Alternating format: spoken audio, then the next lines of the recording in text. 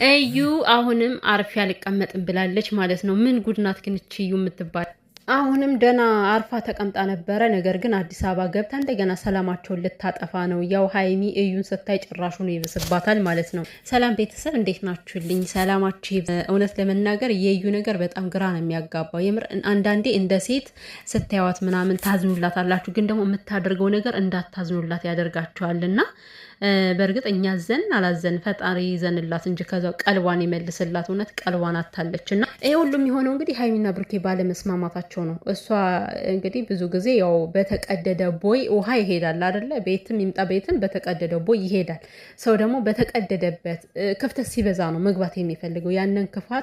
ያንን ክፍተቱን ጨምሮ ለማስፋት ይጠቀሙበታል። እና ሀይሚና ብሩኬ ክፍተቱን ካላጠበቡት አሁንም ከእዩም ሌላ ልትመጣ ትችላለች። ማን ያውቃልና ነው። ሰው እንደሆን ችግር መፍጠር አይሰለቸውም። እና እንግዲህ እዩ አሁንም ብሩኬ በቃ ስሜቱ እንዲገባው ፈልጋለሁ፣ ስወልድ ያለውን ሞመንት እንዲያየው ፈልጋለሁ ትላለች ማለት ነው።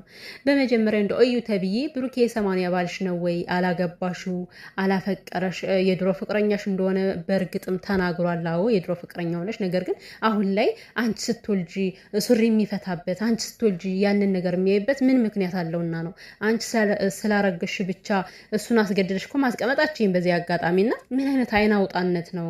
እንደው ሴቶች ማለት ካስፈለገ ተፈላጊ ሁኑ ከቻላችሁ። ካልቻላችሁ ደግሞ ራሳችሁን አስከብራችሁ መቀመጥን የመሰለ የለም እኮ። እንዴት ለማታገኙት ነገር በዚህ ያክል ደረጃ ራስን ማውረድ ማለት በጣም ሼም ነው፣ ነውር ነው። እንግዲህ እች ልጅ ብሩኬ የእሷ እንደማይሆን ግልጽ ነው። ነገር ግን ከመካከላቸው እሷ በምታመጣው ነገር ብሩኬና ሀይሚ ይጣላሉ። በእጅጉ ነው የሚጣሉት። አሁን ደግሞ ስትመጣ ከቤት ሰተት ብላ መሄዱ አይቀርም። የዛኔ ሀይሚ ትናደዳለች ወይም ልትታመም ትችላለች።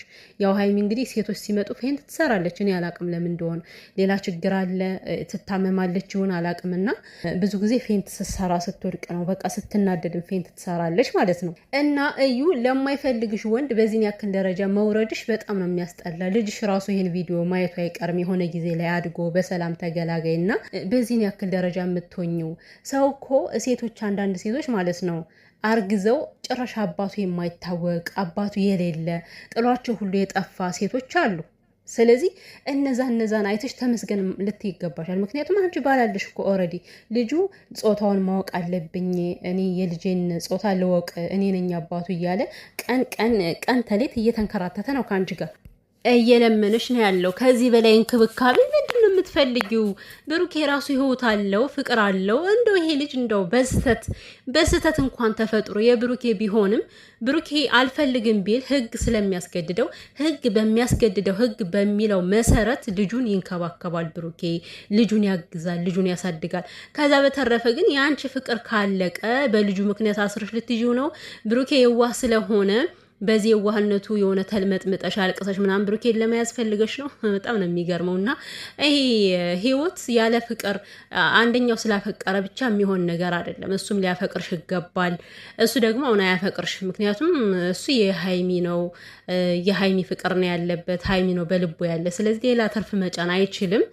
ሁለቱን ለማጣላት ካልሆነ በስተቀር ብሩኬ ለእዩ እንደማይሆን ይሄ የተረጋገጠ ነው።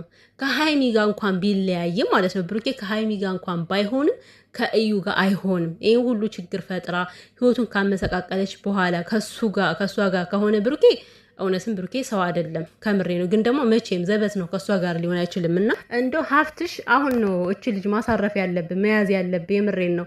ወንድምን ትወደዋለህ አይደለ? ማለት ለእሱ ብዙ ነገር ትሆናለህ። ስለዚህ እችን ልጅ ማሳረፍ ያለብህ አንተ ነህ ብዬ አስባለሁ። ከዛ ካለችበት አዲስ አበባ እግሯ ንቅንቅ ማለት የለበትም። ሄዳ ችግር ስለምትፈጠር ለራሷን በዚህ ሁኔታ ሆና ለእነሱን ጦስ ነው የምትሆንባቸው።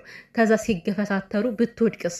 እንደው ከሀይሚ ጋር አሁን የሆነስ ቢጣሉ እንደዚህ ቢገፈታተሩ ብትወድቅ ሀይሚን ጦስ ታስገባታለች፣ ብሩኬን ጦስ ይገባል። ስለዚህ ቅድመ ጥንቃቄ ብታድርግ ጥሩ ነው። ሀብ እች ልጅ የትም መሄድ የለባትም። በተለይ ደግሞ ከነ ብሩኬ ደግሞ የምትገርመው ነገር የሆነ በቃ አስተካክለ እንደምትጠብቀኝ ተስፋ አደርጋለሁ። አስተካክለ ምናምን ነገር ከኔ ጋር ብቻ ነው መሆን ያለብህ፣ ከልጅ እናት ጋር ነው መሆን ያለብህ። ኧረ ወይኔ ያልገባትም እኮ አሁን እንዴት ስልችት እንዳለችው እኮ ብሩኬ። የምሬን ነው እንዴ እርጉዝ ስለሆነች እንጂ ማለት ነው ቆሞ ራሱ ያወራትም ነበረ በዛ ሰዓት። ግን እርጉዝ ስለሆነች አክብሯት ነበረ።